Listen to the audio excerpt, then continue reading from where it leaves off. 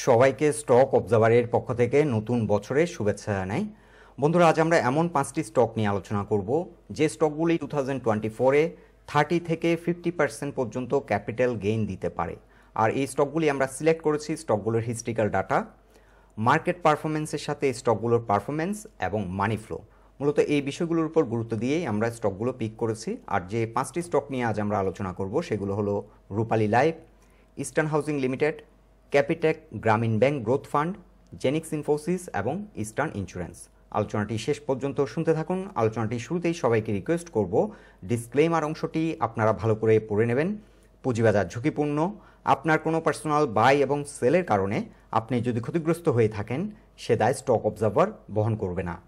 আলোচনাটির শুরুতে আরও একটি বিষয় ইনফর্ম করছি, যারা হোয়াটসঅ্যাপে আমাদের গ্রুপ সার্ভিসটি নিতে ইন্টারেস্টেড আমাদের সাথে যোগাযোগ করতে পারেন 01718286267 নাম্বারে। এই নাম্বারে হোয়াটসঅ্যাপ রয়েছে, আপনারা চাইলে হোয়াটসঅ্যাপের মাধ্যমে যোগাযোগ করতে পারেন। আমরা ট্রেডিং আওয়ারে বিভিন্ন মোমেন্টাম স্টকগুলোর বাই এবং সেল সিগন্যাল দিয়ে থাকি। আর এটি সম্পূর্ণ একটি পেইড গ্রুপ সার্ভিস। যারা ইন্টারেস্টেড তারাই শুধুমাত্র যোগাযোগ করবেন। এখন আমরা ফিরে যাচ্ছি আমাদের মূল আলোচনায়। শুরুতে আমরা ডে চার্টে দেখে নিচ্ছি রূপালী লাইফ ইন্স্যুরেন্স কোম্পানি লিমিটেড এই স্টকটির অবস্থান। বর্তমান সময়ে লাইফ ইন্স্যুরেন্স সেক্টরে এটি ছিল একটা বেস্ট পারফর্মিং স্টক। স্টকটি র্যালি শুরু করেছিল 90 এই জোনটি থেকে র্যালি শুরু করেছিল এবং একটা হিউজ র্যালি করে 250+ র্যালি করে এবং এরপর কিন্তু একটা বড় রকমের পতনের শিকার হয় এবং স্টকটি কিন্তু আগের যে জোনটি থেকে যাত্রা শুরু করেছিল ঠিক এক্স্যাক্টলি ওই পয়েন্ট থেকে আবার সাপোর্ট নেয়। সো এই কারেকশনটিকে আমরা ফ্ল্যাট কারেকশন বলতে পারি এবং এখানে কিন্তু একটা ডাবল বটম প্যাটার্ন ফর্ম করেছে এবং এখান থেকে বর্তমানে ইউ টার্ন নিয়ে স্টকটি এই গত সপ্তাহের লাস্ট ট্রেডিং সেশনে আমরা লক্ষ্য করছি 119-এ এসে ক্লোজ হয়। সো স্টকটিতে এখন বর্তমানে যেটা দেখতে পাচ্ছি মানি ফ্লো আবারও বৃদ্ধি পাচ্ছে, সাথে প্রাইস বৃদ্ধি পাচ্ছে। সো এটি একটা বুলিশ সাইন স্টকটির ক্ষেত্রে। আর যেটি গুরুত্বপূর্ণ বিষয় সেটি হচ্ছে স্টকটি এখানে একটা গুরুত্বপূর্ণ রেজিস্ট্যান্স রয়েছে 120 থেকে 122.3 পর্যন্ত। এই জোনটিতে ভালো রকম একটা সেল প্রেশার ফেস করবে, কারণ এই সময় কিন্তু একটা হিউজ মানি ফ্লো এই জোনটিতে হয়েছে, হিউজ ভলিউমে কিন্তু এই জোনটিতে স্টকটি ট্রেড হয়েছে। সো মূলত স্টকটি কিন্তু এখন একটা অ্যাকুমুলেশন ফেজে রয়েছে এবং অ্যাকুমুলেশন ফেজে আমরা লক্ষ্য করছি হিউজ ভলিউমে অ্যাকুমুলেট হয়েছে এবং এই ব্রেকআউটটি যদি এখন দিতে সক্ষম হয় 122+-এ, এই ব্রেকআউটটি দিতে সক্ষম হলে স্টকটির ক্ষেত্রে আমরা একটা লং র্যালি হয়তো দেখব। লং র্যালি করার সম্ভাবনা অনেক বেশি এবং সেক্ষেত্রে আমরা ফার্স্ট টার্গেট সেট করছি স্টকটির ক্ষেত্রে 180। এখানে রয়েছে নেক পয়েন্ট রেজিস্ট্যান্স 180, আপাতত আমরা ফার্স্ট টার্গেট সেট করছি। তবে এই জোনটিতে আমরা যদি আগে থেকে এন্ট্রি নিয়ে থাকি তাহলে আমরা হোল্ড করতে পারি, আর নতুন করে যদি আমরা এন্ট্রি নিই এখানে আমরা চাইলে 200 এক্সপোনেনশিয়াল মুভিং অ্যাভারেজ পর্যন্ত চাইলে হোল্ড করতে পারি। 200 এক্সপোনেনশিয়াল মুভিং অ্যাভারেজের যে সাপোর্ট লাইন বর্তমানে 114.4। বর্তমানে স্টকটি 20, 50 এবং 200 এক্সপোনেনশিয়াল মুভিং অ্যাভারেজের উপরে রয়েছে আর একটি ব্রেকআউট পয়েন্টে অবস্থান করছে। যেহেতু এটি একটি রেজিস্ট্যান্স পয়েন্ট, এখন আমরা নতুন করে এন্ট্রি নিলে স্টকটি এই জোন থেকে আবার রিট্রেস করার সম্ভাবনা রয়েছে। সেক্ষেত্রে আমরা যারা একটু দীর্ঘমেয়াদী চিন্তাভাবনা করি আমরা চাইলে ডলার কস্ট অ্যাভারেজের মাধ্যমে স্টকটি গ্র্যাজুয়ালি অ্যাকুমুলেট করতে পারি। আর যারা ব্রেকআউট ট্রেডার আপনারা চাইলে স্টকটি 123+-এ যদি স্ট্রং একটা মোমেন্টাম ফর্ম করে একটা হিউজ ভলিউম নিয়ে যদি ড্রাইভ দিতে সক্ষম হয় আমরা চাইলে ব্রেকআউট ট্রেড নিতে পারি এবং ব্রেকআউট ট্রেডের ক্ষেত্রে আমাদেরকে স্টপ লসের বিষয়টি গুরুত্ব সহকারে চিন্তাভাবনা করতে হবে এবং সেক্ষেত্রে 117-এর নিচে যদি স্টকটি কোনো কারণে নেমে যায় আমরা চাইলে স্টপ লস সেট করতে পারি। আর আমরা যারা একটু লং টার্ম চিন্তাভাবনা করছি তাদের জন্য একটা প্রজেকশন আমরা দেখাচ্ছি। এই স্টকটির ক্ষেত্রে এ বি মুভটি কমপ্লিট হয়েছে, এখন সি ওয়েভটি কিন্তু রান শুরু করছে। সো সি ওয়েভটি কিন্তু 300+ পর্যন্ত প্রাইস অ্যাকশন হতে পারে। আপাতত আমরা এত লং প্রজেকশনে যাচ্ছি না, আপাতত আমরা 180 ফার্স্ট টার্গেট সেট করছি, সেকেন্ড টার্গেট হবে 235, বাট স্টকটির ক্ষেত্রে একটা পোটেনশিয়ালিটি রয়েছে 300+ প্রাইস অ্যাকশন হওয়ার। এই বিষয়টি আমরা কেন গুরুত্ব সহকারে আপনাদেরকে জানাচ্ছি, কারণ হচ্ছে 2024 হয়তো ইন্স্যুরেন্সের ইয়ার হতে পারে, কারণ ইন্স্যুরেন্স নিয়ে একটি নীতিমালা দীর্ঘদিন ধরে পেন্ডিং ছিল কিন্তু রিসেন্টলি সেই নীতিমালাটি পাস হয়ে গেছে, ব্যাংক ইন্স্যুরেন্সের যে নীতিমালাটি ছিল, যার কারণে জেনারেল ইন্স্যুরেন্স এবং লাইফ ইন্স্যুরেন্স দুটো সেক্টরেই কিন্তু ভালো রকমের একটা গেইন দিতে পারে এবং দেওয়ার সম্ভাবনা অনেক বেশি। তো যেহেতু রূপালী লাইফ ছিল লাইফ ইন্স্যুরেন্স সেক্টরে একটা বেস্ট পারফর্মিং স্টক বর্তমান সময়ে, এবং বর্তমানে যেহেতু মানি ফ্লো আবারও বৃদ্ধি পাচ্ছে এবং একটা অ্যাকুমুলেশন জোন ফেজ এখন বর্তমানে অ্যাকুমুলেশন জোন ফেজে আছে, আমরা এই স্টকটিকে বেশি গুরুত্ব সহকারে বিবেচনা করছি। এখন দেখে নিচ্ছি ইস্টার্ন হাউজিং লিমিটেড এই স্টকটির অবস্থান।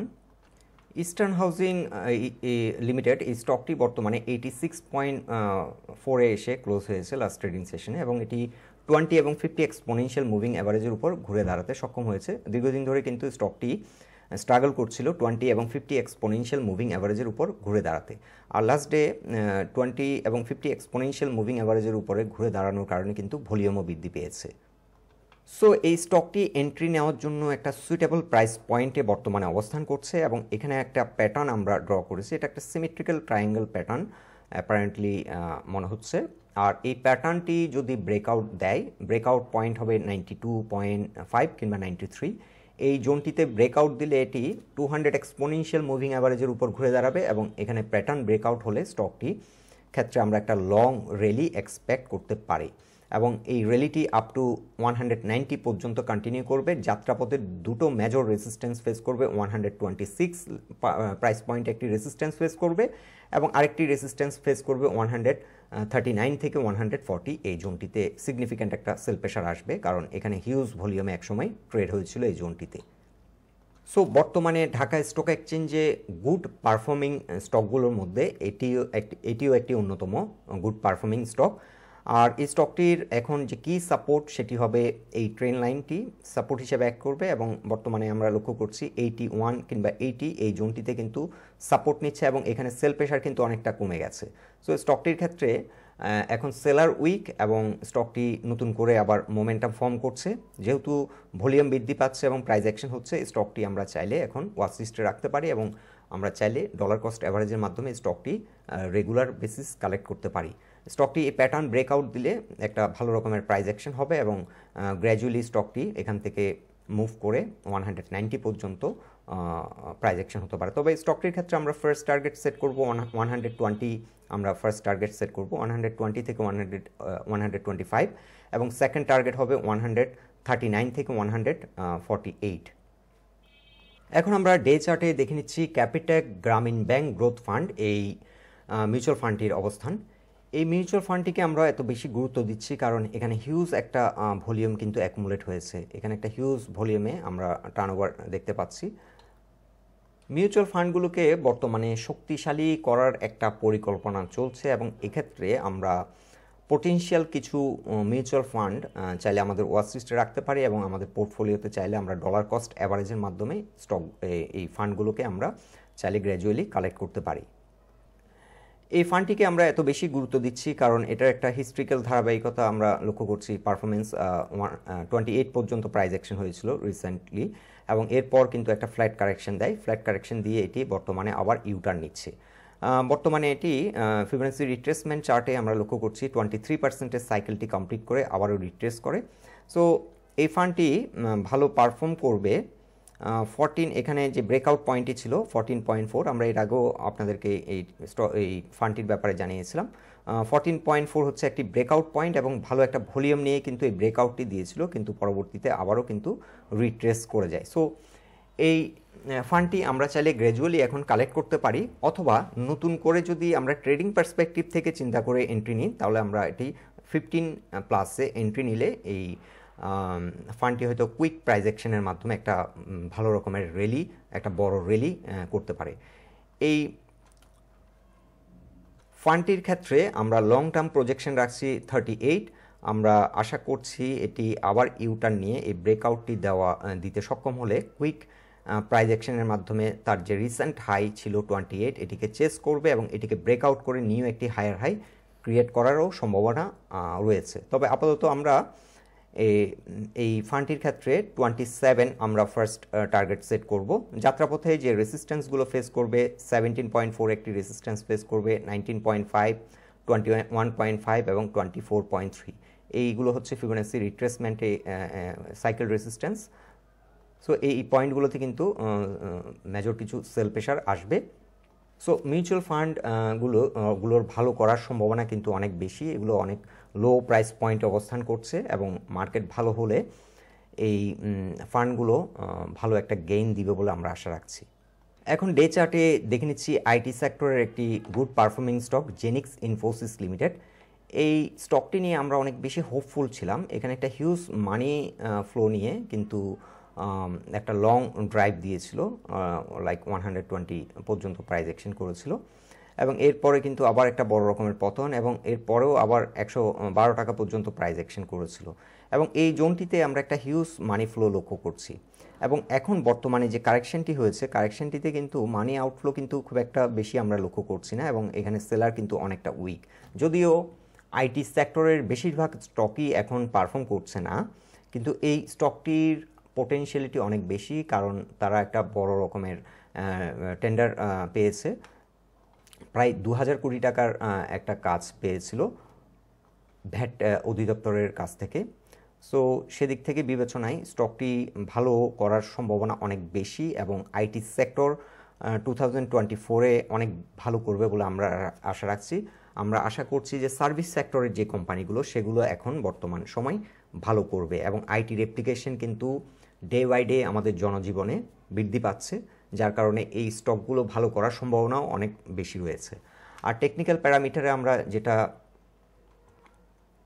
তুলে ধরবো সেটি হচ্ছে এই স্টকটির ক্ষেত্রে কিন্তু আমরা লাস্ট টাইমও দেখেছি 50 থেকে রেলি করে এটি 166 পর্যন্ত রেলি করে এবং এরপর কিন্তু একটা মেজর কারেকশন। এখন বর্তমানে এই স্টকটি এন্ট্রি নেওয়ার জন্য সুইটেবল প্রাইস পয়েন্ট অবস্থান করছে এবং এই স্টকটি এখান থেকে ঘুরে ফার্স্ট টার্গেট হতে পারে 89।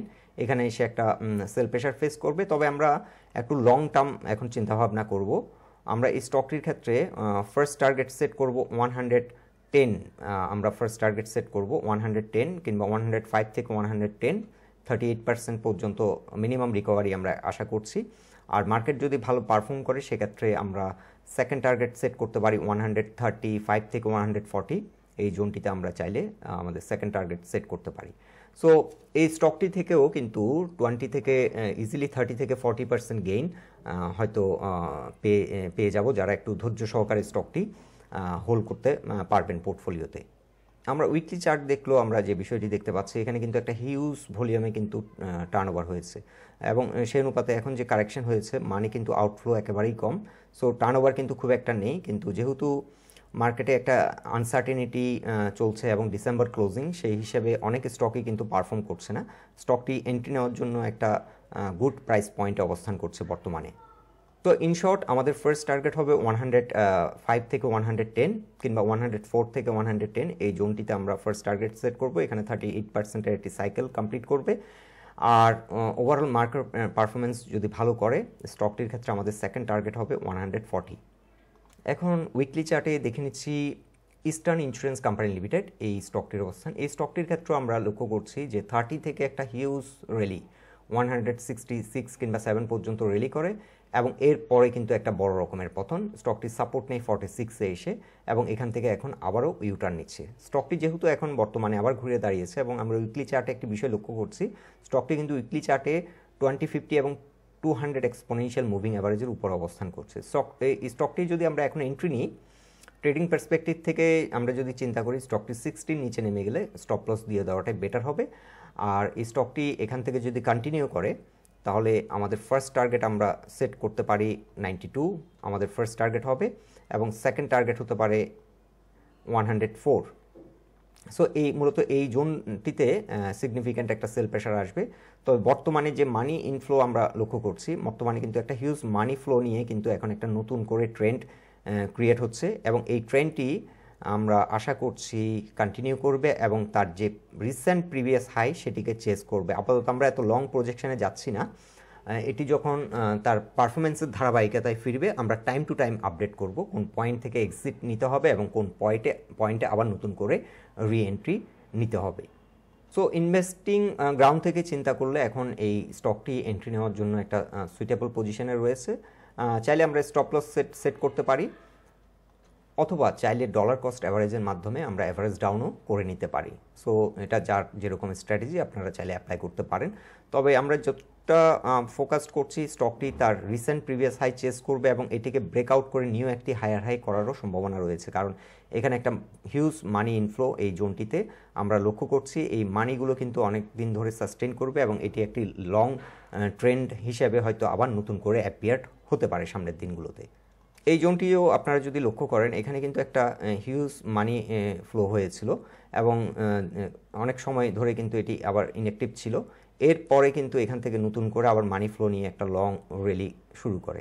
সো এখনও কিন্তু একটা হিউজ মানি ফ্লো এখানে আমরা লক্ষ্য করছি এবং এটি কিন্তু যে কোনো সময় একটা লং র্যালির দিকে এগিয়ে যেতে পারে। তো ইন শর্ট আমাদের ফার্স্ট টার্গেট হতে পারে যারা ডে টু ডে ট্রেড করছি। আর ডে চার্টে যদি আমরা এই স্টকটিকে এক নজর দেখে নিই, ডে চার্টেও কিন্তু এটি 20, 50 এবং 200 এক্সপোনেনশিয়াল মুভিং অ্যাভারেজের উপরে অবস্থান করছে। সো বন্ধুরা, এই 5টি স্টক নিয়ে এটাই ছিল আমাদের অবজারভেশন। আপনাদের ওপিনিয়নগুলো আমাদের সাথে কমেন্ট বক্সে আপনারা চাইলে শেয়ার করতে পারেন, আপনারা কে কী ভাবছেন এই স্টকগুলো নিয়ে। আর আমাদের সাথে থাকার জন্য আপনাদের অসংখ্য ধন্যবাদ। সবাইকে আবারও নববর্ষের শুভেচ্ছা জানিয়ে শেষ করছি আজকের মতো।